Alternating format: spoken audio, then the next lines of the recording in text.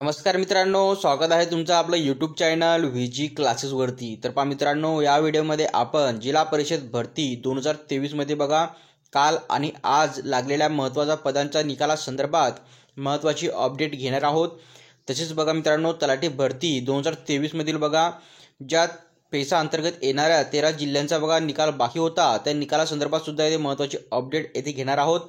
तर पहा, वेळ वाया न घालवता सुरू करूया आजचा आपला व्हिडिओ। परंतु बघा मित्रांनो, व्हिडिओ सुरू करण्या अगोदर बघा तुम्ही जर आतापर्यंत आपल्या टेलिग्राम चॅनलला जर जॉईन केलं नसेल तर जॉईन करून घ्या, कारण आपण आपल्या टेलिग्राम चॅनलवरती सरळ सेवा भरती संदर्भात महत्त्वाच्या अपडेट देत असतो। टेलिग्राम चॅनलची लिंक व्हिडिओच्या डिस्क्रिप्शनमध्ये दिलेली आहे। तर पहा मित्रांनो, तुम्ही ते बघू शकता की रायगड जिल्हा परिषदेअंतर्गत सिनियर असिस्टंट म्हणजे वरिष्ठ सहाय्यक या पदाचा बघा इथे निकाल लागलेला आहे जिल्हा परिषदे अंतर्गत। बघा त्यानंतर ठाणे जिल्हा परिषदे अंतर्गत ज्युनियर असिस्टंटचा इथे निकाल लागलेला आहे। त्यानंतर बघा सिनियर असिस्टंटचा निकाल लागलेला आहे।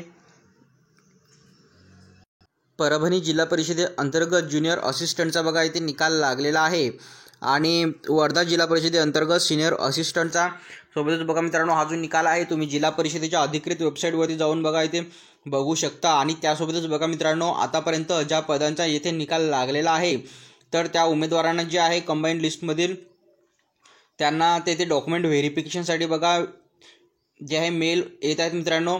आणि त्यासोबतच काही पदांचं जे आहे वेळापत्रक सुद्धा तेथे जाहीर झालेलं आहे डॉक्युमेंट व्हेरिफिकेशनसाठी। त्यानंतर बघा मित्रांनो, पुढे ते जालना जिल्हा परिषदे अंतर्गत ज्युनियर असिस्टंटचा बघा इथे निकाल लागलेला आहे। त्यानंतर नागपूर जिल्हा परिषदे अंतर्गत ज्युनियर असिस्टंट आणि सिनियर असिस्टंट या दोन पदांचा बघा इथे निकाल लागलेला आहे। आणि बघा भंडारा जिल्हा परिषदे अंतर्गत जे ज्युनियर असिस्टंटचा निकाल लागलेला आहे आणि सिनियर असिस्टंटचा या दोन पदांचा बघा इथे निकाल लागलेला आहे।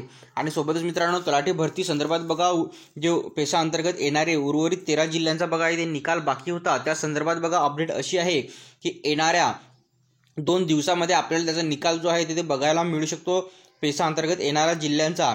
त्यामध्ये बघा पुणे, अहमदनगर, त्यानंतर गोंदिया इत्यादी असे जिल्हे जे आहेत मित्रांनो जे पेशा अंतर्गत येतात, तर त्या जिल्ह्यांचा निकाल जो आहे आता आपल्याला 2 दिवसामध्ये येथे बघायला इथे मिळणार आहे। तर व्हिडिओ थांबूया, येथे भेटूया पुढच्या व्हिडिओमध्ये लवकरच। धन्यवाद।